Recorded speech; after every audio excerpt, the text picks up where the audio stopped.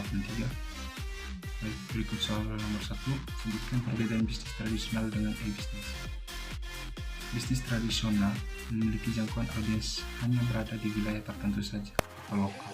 Pemasaran tradisional ini biasanya dilakukan secara manual.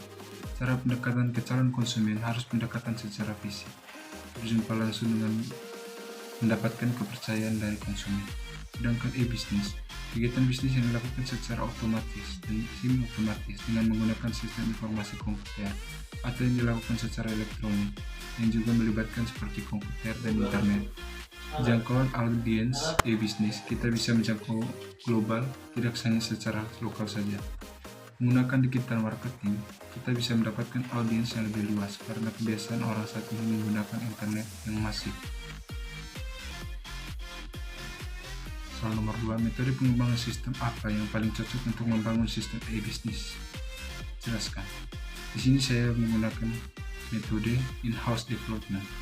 Alasannya agar kita sebagai pemilik lebih mudah untuk merancang sesuai project yang kita inginkan, serta lebih memahami masalah yang terjadi apabila aplikasi terjadi gangguan atau error. Soal nomor 3, apa saja cakupan materi UU ITE nomor 11 tahun 2018? Bab 1, ketentuan umum. Bab 2, asas dan tujuan. Bab 3, informasi, dokumen, dan tanda tangan elektronik. Bab 4, penyelenggaraan sertifikasi elektronik dan sistem elektronik. Bab 5, transaksi elektronik.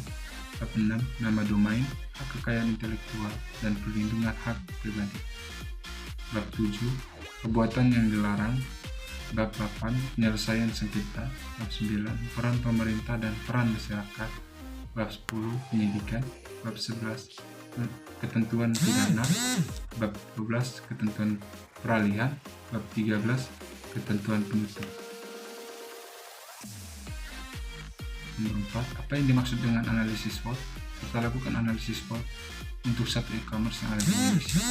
Nah, teman-teman, perlu kita ketahui bersama, analisis SWOT adalah teknik perencanaan strategi untuk bisnis atau proyek. Metode ini mempertimbangkan faktor internal dan eksternal guna menyusun strategi bisnis yang efektif. Di sini saya menggunakan atau membahas tentang aplikasi Lazada. Sebagai perusahaan yang beroperasi sektor servis jual beli online dan retail e-commerce, perusahaan ini tawarkan beragam jenis tipe produk dimulai dari elektronik, buku, mainan anak, dan peralatan bayi, alat kesehatan, produk kecantikan, dan lain sebagainya. Adapun taktik dan strategi perusahaan, yang pertama, transaksi bisnis di antara konsumen dan penjual dilaksanakan dengan cepat, murah, dan gampang. Yang kedua, mekanisme kerja yang profesional dan kerja tim yang bagus. Yang ketiga, mayoritas tim Lazada ialah beberapa orang alumnus terbaik dari beragam sekolah tinggi yang ada di Indonesia dan di luar negeri. Adapun kekurangan dari perusahaan, yang pertama, mekanisme pembayaran yang masih tetap sedikit sulit. Yang kedua, kurang amannya transaksi bisnis online. Yang ketiga, barang tidak dapat digenggam langsung hingga muncul kekhawatiran konsumen setia pada kualitas barang dan penipuan. Adapun kekuatan, yang pertama, banyak produk yang ada. Yang kedua, benar-benar gampang diketemukan di mesin pencari. Yang ketiga, situs benar-benar responsif, pemakaian friendly, menarik, dan ruang untuk iklan tersusun rapi. Yang keempat, transaksi bisnis antara konsumen dan penjual dilaksanakan dengan cepat, murah, dan gampang. Yang kelima, bebas biaya kirim. Adapun peluang, usaha online ini mempunyai kesempatan yang sangat baik karena usaha ini dapat dilaksanakan oleh siapapun, dimanapun, kapanpun. Apalagi untuk beberapa orang yang tidak mau meninggalkan keluarganya cuma untuk bekerja di luar rumah. Adapun ancaman untuk perusahaan, yang pertama, makin banyak ada kompetitor yang sediakan servis yang serupa. Yang kedua, timbulnya penipuan. Yang ketiga, dicemaskan ada pembikinan web palsu. Yang keempat, kompetisi harga, kualitas, kompetisi secara global.